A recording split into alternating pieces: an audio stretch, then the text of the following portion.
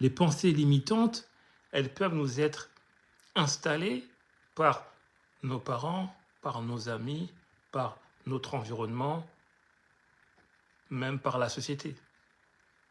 Parce que les croyances limitantes, ça peut être par exemple une personne, une maman qui n'a pas fait d'études et sa fille vient lui voir et lui dit « Ouais, mais moi je veux devenir médecin ». Elle dit « Non, tu ne peux pas devenir médecin ».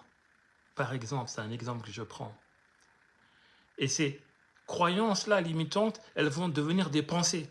C'est-à-dire vont devenir tout un mode de réflexion qui vont, elles, devenir des comportements. Et on aura des comportements et on aura finalement des schémas comme ça. Où on va être dans une boucle, on va dire. Et à la base, ces pensées-là limitantes ne sont pas de vous. Et c'est comme ça qu'on dit que non, tu ne peux pas devenir un tel ou tu ne peux pas faire telle chose, ça ne nous ressemble pas, non, tu ne peux pas faire je sais pas moi, de la danse traditionnelle parce que tu viens de la banlieue, non, c'est pas pour nous, ou non, tu parles comme un blanc, ou non, tu... C'est ces pensées limitantes-là qui sont extrêmement dangereuses en fait,